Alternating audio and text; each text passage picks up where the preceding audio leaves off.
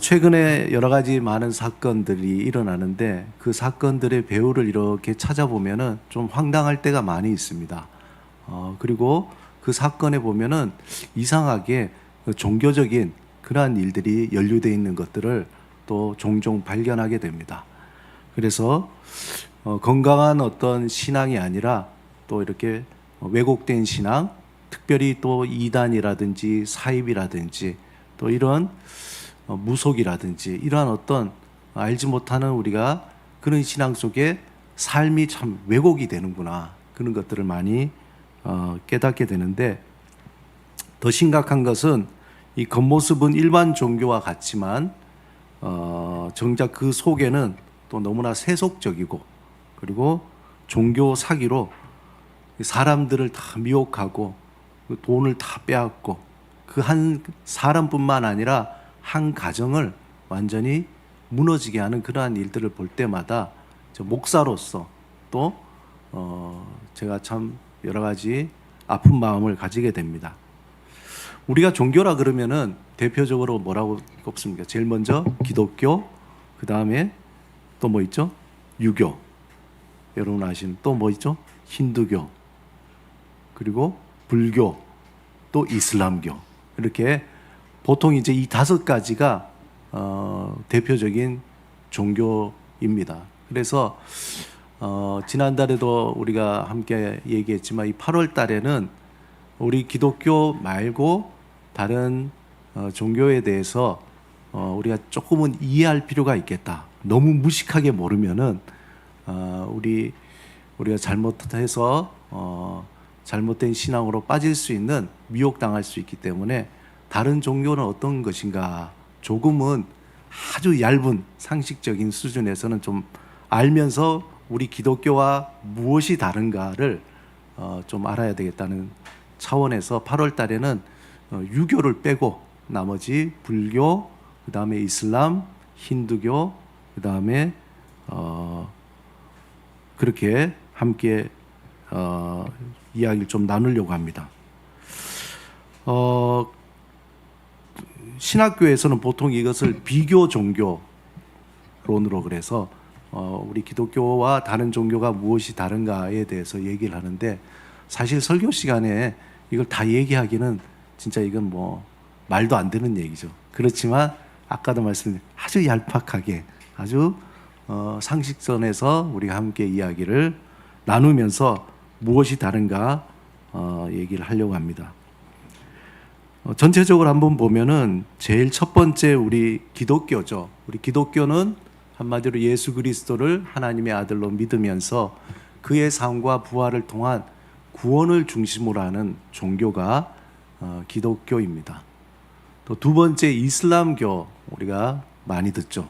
7세기 무하마드가 세운 또 유일신 신앙으로 그 우리가 성경이 신약 구약이 우리의 어떤 경전이면은 이슬람은 꾸란이라고 그것을 경전으로 하면서 거기에 기도하고 자선하고 금식하고 순례하는 여러 가지 계율이 있습니다. 그것을 실천해야 또 구원을 받는다는 그러한 내용으로 가르치고 있습니다. 그리고 세 번째는 이제 힌두교죠. 힌두교는 누가 창시한 줄 몰라요. 그냥 그 아리안족을 중심으로 해서 그 인더스 강을 중심으로 그렇게 생겨난 고대 인도의 다신교 전통이에요. 그래서 중요한 것은 이제 이 그 문서 베다 문서를 통해서 거기서 이제 불교도 나오고 동양의 많은 종교들이 나오는데 윤회를 믿죠. 우리가 사는. 그 다음에 카르마라 그래서 우리에게 업이 쌓인다. 그래서 이제 그 업을 벗어나기 위한 해탈, 이렇게 얼핏 들으면 불교하고 비슷하잖아요. 불교와 힌두교를 따져보면은 거의 80%가 같아요, 내용이. 그리고 네 번째는 이제 불교죠. 우리가 잘 아는 부처, 한마디로 고다마 시타르타가 설파한 이 고통이라는, 인간의 고통이 왜 있는가에 대해서 그는 깨닫고, 그리고 해탈해서 부처가 가르치는, 석가모니가 가르치는 사성제, 또 팔정도라는 어떤 실천을 통해서 이제 열반에 이른다. 라는 그러한 가르침을 가지고 있습니다. 마지막으로 우리가 유교, 중국의 사상가 공자가 만들었는데 공자가 창시한 윤리 중심의 사상이죠. 신보다 어떻게 보면 종교라고 하기에는 조금 그런데 인간의 도리를 중시하는 그러한 종교가 유교라고 얘기할 수 있습니다. 이러한 종교들이 우리 모든 세상의 사람들에게 이런저런 이렇게 역할을 이렇게 많이 해왔는데 흥미로운 그 역사적 하나의 그 유물이 있는데 여러분들 혹시 그 신라 시대에 십자가가 있다는 거 혹시 들어보셨어요? 신라 시대 그 유품 중에 십자가가 있다는 거 잘 모르시죠? 그래서 소개해 드립니다. 자, 첫 번째 하나 보시면 이게 신라의 어떤 유물에 나타난 십자가. 그 이름하여서 1956년 경주 불국사에서 이게 화강암제 십자가가 나타난 거예요. 이른바 경교 돌십자가라는 겁니다. 경교 돌십자가. 이건 이제 말하자면은 중국에 있는 경교 네스토리안이라고 해서 기독교의 한 바로 그 경교가 불교를 타고 우리나라에 들어와서 이 불교 안에 믹싱이 돼버린 거죠. 뭔가 흔적이 남겨져 있는 그러한 형태입니다. 이와 비슷한 게 뭐냐면은 8세기 무렵에 추정되는 십자 무늬가 새겨진 청동 장식이라는 게 있어요. 보시면 저 중간에 십자가, 저기 이제 켈틱 십자가라 그래서 여러분들 나중에 유튜브에 찾아보시면은 켈틱 십자가도 저 비슷한 십자가가 있어요. 저런 게 왜 불교 안에 들어가 있을까는 이 유물은 이제 통일신라 시대 때 이미 기독교가 그 안에 같이 들어와서 믹싱이 돼가지고 신라에 전파되었을 것이다. 그렇게 이야기하는 거죠. 1000년도 더 된 신라의 수도 경주, 그리고 불교의 핵심 사찰인 이 불국사에 십자가가 웬 말이냐 이런 거죠. 중요한 질문을 던지게 됩니다. 어떻게 이 십자가가 있었을까? 그래서 당시 사람들이 불교 외에 종교적 사상에도 마음을 열고 있었다는 게 이미. 그리고 이러한 마음이 온 시대를 통해서 그 마음에 무엇을 받아들이냐에 따라서 그 사람이 어떤 사람은 불교 신자가 되기도 하고 어떤 사람은 기독교인이 되기도 하고 어떤 사람은 힌두교인이 되기도 하고 그렇게 되는 거죠. 그 핵심은 뭐냐? 그 마음이라는 거예요. 우리의 마음의 방향이 어디로 향하는가, 이것이 그 사람의 신앙을 결정하는 것이라고 볼 수 있습니다. 그 중에서 특별히 이 마음에 대해서 가장 관심을 갖는 종교가 있다면은 기독교와 불교입니다. 우리 민족과 뿌리 깊은 관련이 있는 이 불교. 불교는 한마디로 어떻게 하면은 인간의 그 마음, 인간의 그 고통과 그 고통을 감내하는 그 마음의 문제를 정말 집중적으로 탐구한 그러한 종교입니다.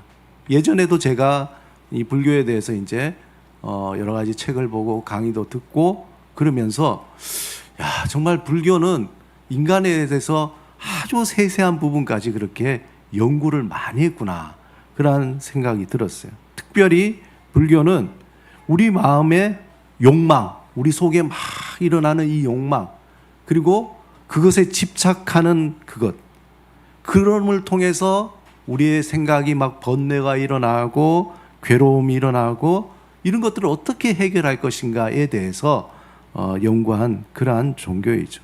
어떻게 하면 이것을 제거해서 정말 좀 오늘 찬송했듯이 평안했으면 좋겠다, 내 마음이 평안하고 삶이 좀 평안했으면 좋겠다 하는 문제입니다. 그래서 그것을 어떻게 하냐? 마음의 이 집착이나 욕망을 우리가 물리치고 마음을 비우는 것을 내가 수행을 통해서 이룰 수 있다라는 것이 불교의 핵심이죠. 그래서 불교의 어떤 궁극적인 목표는 뭐냐면은 소위 말해서 번뇌라 그러죠. 온갖 생각들, 걱정들, 근심들, 두려움들, 이것을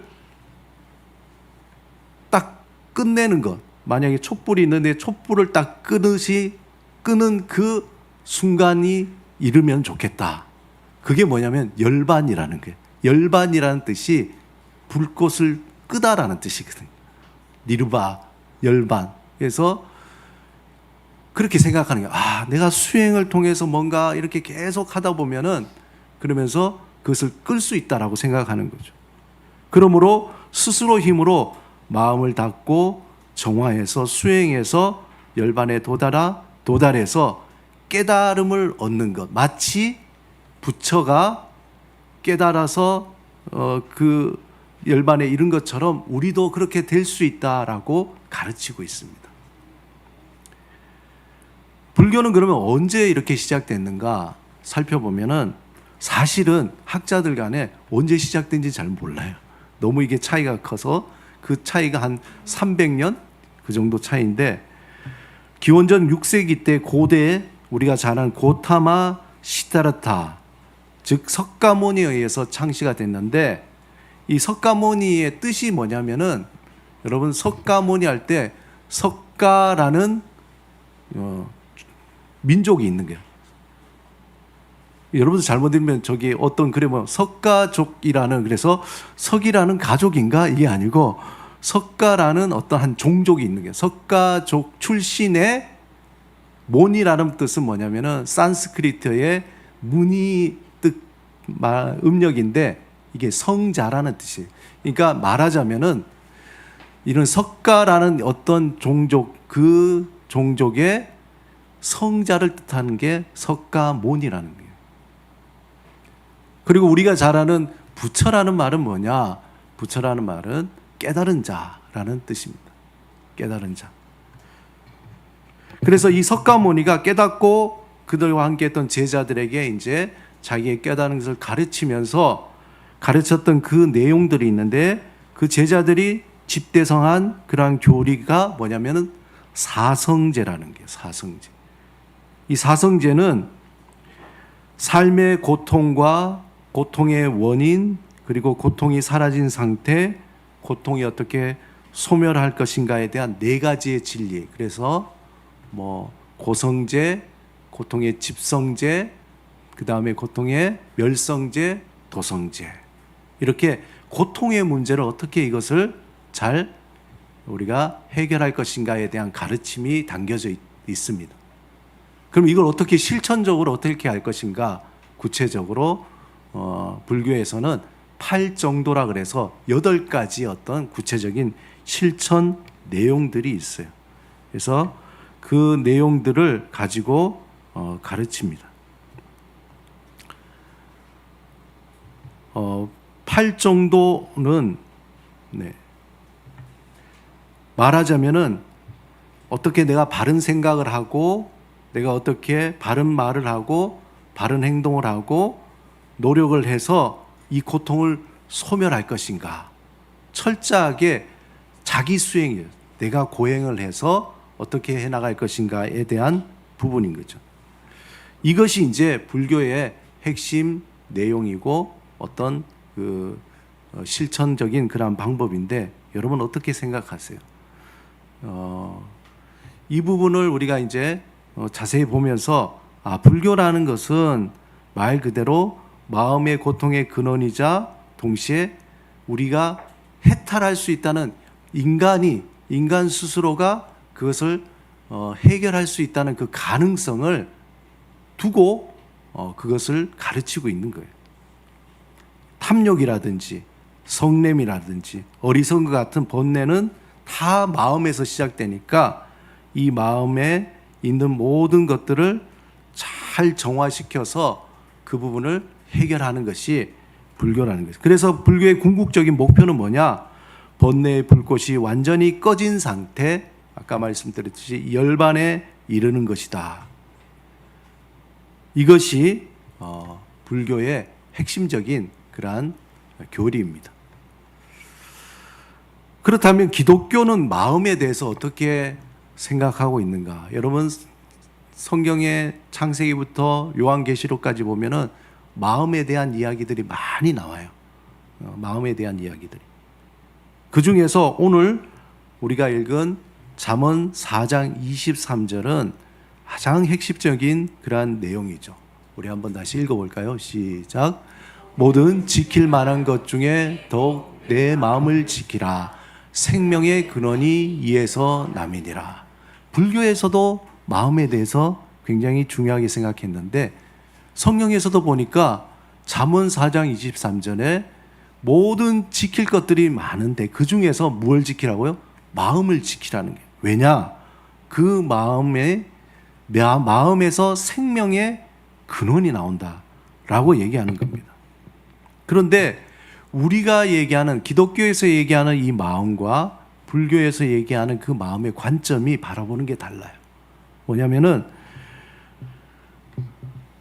성경에서는 우리의 마음이 원래 하나님의 형상대로 창조가 된 것이, 하나님의 형상대로 창조가 되었는데 죄로 말미암아서 이 마음이 깨어진 거죠. 타락하고 오염이 되어서, 그래서 하나님과 분리가 되어버린 거예요. 그래서 죄는 단순히 어떤 행동의 문제가 아니라 우리의 마음속의 생각과 욕심과 비롯된 모든 근원적인 문제인데 결국 하나님과 분리돼서 우리의 마음이 깨어지고 오염돼서 우리 마음속에 여러 가지 죄의 현상들이 담겨지게 된다는 거죠. 그래서 이 단절은 우리 스스로 이걸 회복할 수 없다는 거예요. 불교에서는 이 마음을 정화하기 위해서는 계속 팔정도라는 그 어떤 실천적인 걸 통해서 정화할 수 있다라고 얘기하지만 성경에서는 우리의 마음은 하나님이 만들어주신 것이기에 그것을 우리의 죄로 말미암아 깨어져서 우리 인간 스스로는 회복할 수 없다는 것이 성경의 진리의 말씀입니다. 그러면서 성경에서는 그러면 어떻게 해야 되는가? 그것은 하나님이 직접 우리의 마음을 회복시켜 주셔야 되는데 그것은 은혜로 우리를 구원하는 길밖에 없다는 거죠. 그래서 하나님의 은혜로 예수 그리스도를 이 땅에 보내시고 그 십자가의 대속과 부활을 믿는 자들에게는 하나님이 그 마음을 회복시켜 주신 거예요. 용서하시고 회복시켜 주시는, 우리가 할 수 있는 것이 아닌 하나님의 선물이다 라고 얘기합니다. 그래서 우리의 마음은 스스로 비워내는 것이 아니라 하나님의 은혜로 새로워지고 채워진다라는 것이 성경의 말씀입니다. 빌립보서 2장에 보면은 이 말씀이 있습니다. 빌립보서 2장 5절 우리 같이 한번 읽어봅시다. 시작. 너희 안에 이 마음을 품으라. 곧 그리스도의 예수의 마음이니. 불교에서는 네 마음을 비워라고 하지만 말씀에서는 네 마음을 채우라는 거예요. 뭘로 채우라고요? 예수 그리스도의 마음으로 채우라는 거예요. 이 말씀은 단순히 예수님처럼 생각하라는 지적인 가르침이 아니에요. 예수님의 인격과 태도, 그분의 겸손과 자기 희생과 그 모든 것들을 담은 그 근원적인 그 하나님이 주시는 은혜로 그 마음을 채워 넣어야 된다는 거예요. 빌립보서 2장 6절 8절을 보면 좀 더 구체적으로 그리스도의 마음이 무엇인지에 대해서 이렇게 설명하고 있습니다. 제가 읽겠습니다. 그는 근본 하나님의 본체시나 하나님과 동등됨을 취할 것으로 여기지 아니하시고 오히려 자기를 비워 종의 형체를 가지사 사람들과 같이 되셨고 사람의 모양으로 나타나사 자기를 낮추시고 죽기까지 복종하셨으니 곧 십자가에 죽으심이라. 그리스도의 그 마음은 예수님의 겸손과 사랑의 마음. 그래서 첫 번째 어떻게 했냐? 하나님께서 예수님의 그 마음은 하나님과 동등되는 것을 포기하신 마음이라. 예수님은 본래 하나님이셨지만 그 신적인 권리와 그 영광을 주장하지 않고 이 땅에 오셔서 포기하신 거예요. 두 번째는 자기를 비워서 종의 형체를 가진, 하나님이 인간의 모습으로 오셨다는 그 자체가 치욕적인 거잖아요. 그러나 기꺼이 하나님이 인간으로 오셨다는 거예요. 종의 형체를 가지고 스스로 낮은 모습인 인간의 몸으로 오셨고 거기에다 세 번째 죽기까지 복종하셨다는 거예요. 죄 없는 몸으로 죄인들을 위해서 가장 수치스러운 십자가의 형틀에 죽임을 당하셔서 부활하신 그 예수님. 왜 그분이 그렇게 하셨냐? 한마디로 우리의 마음을 회복시키기 위한 거예요. 상한 마음, 깨진 마음, 그리고 하나님과 등진 마음을 예수님은 회복시켜서 하나님을 향하는 마음, 회복된 마음, 그리고 용서받은 마음, 그 마음으로 회복시켜 주시는 거죠. 이것이 바로 우리가 품어야 할 그리스도의 마음이라는 거예요. 이 마음으로 스스로 힘으로 우리의 욕망을 비워내는 불교의 어떤 그런 자력적인 길과는 다르죠. 이것은 하나님의 전적인 은혜, 하나님의 도우심으로 받는 나의 노력이 아닌 하나님의 은혜로 얻는 그러한 변화의 길이라는 거예요. 그래서 성령의 역사하심과 하나님의 은혜를 통해서 우리의 마음이 그리스도의 마음으로 날마다 새로워지는 겁니다. 사랑하는 여러분, 불교와 기독교 어떻게 보면 다 마음에 대해서 얘기하는 것 같지만 전혀 다른 길을 가고 있는 거죠. 불교는 마음을 비워서 해탈의 길로 제시하지만 성경은 그리스도의 마음을 채워서 구원에 이르는 길을 말씀하고 있습니다.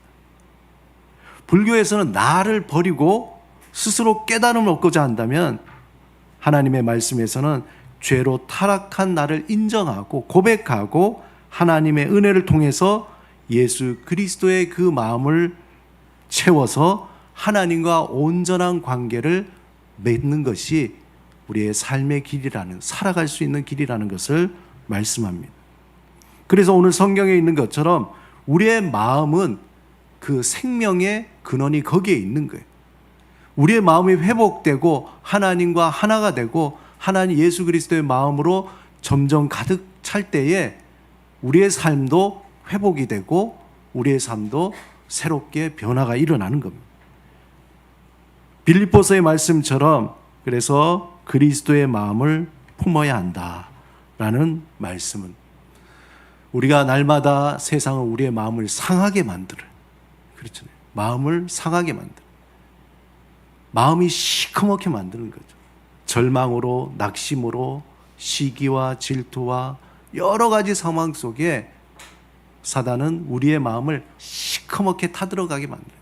상하게 만들어요. 그 상하게 되는 마음을 우리가 그리스도의 마음으로 날마다 채울 때에 다시 또 회복이 되는 거예요. 생명이 다시 또 일어나게 되는 거예요. 부활의 능력으로 그 마음을 새롭게 할 때에 내가 살아가야 되겠다. 내가 살아가야 되겠다. 내가 살아야 되겠다 하는 그러한 의지와 또한 삶의 소망이 생겨나게 되는 것입니다. 한 주간 살아갈 때에 다시 한번 하나님을 바라보면서 주님의 마음을 내 안에 채워주시옵소서. 나의 마음을 보시고 나의 상한 마음, 깨진 마음, 정말 시커먼 나의 마음에 주님이 소망을 주시고 회복시켜 주시고 정말 생명으로 가득한 그 마음으로 한 주간 살아가게 하옵소서. 우리가 고백하며 믿음으로 의지하며 살아가기를 주님의 이름으로 축원합니다. 우리 함께 말씀을 생각하시면서 침묵으로 우리 기도드리겠습니다. 우리는 날마다 하루를 살아가고 또 돌아볼 때마다 심하게 깨어지고 또 상한 나의 마음을 보게 됩니다. 그 마음을 볼 때 절망하는 것이 아니라 하나님, 제 마음을 보시고 이렇습니다. 주님, 예수 그리스도의 그 마음, 부활의 그 생명의 능력으로 나의 마음을 다시 회복시켜 주시옵소서. 다시 한번 살아갈 수 있는 그 생명의 능력을 회복시켜 주시옵소서. 주님만을 의지합니다. 주님만을 바라봅니다. 우리의 마음이 주님을 향하게 하여 주옵소서. 절대 죄에게 지지 않고 세상과 시련에 지지 않는 그러한 하나님의 그 마음, 예수 그리스도의 마음으로 회복시켜 주옵소서. 우리 사모하는 마음으로 함께 침묵으로 기도드리겠습니다.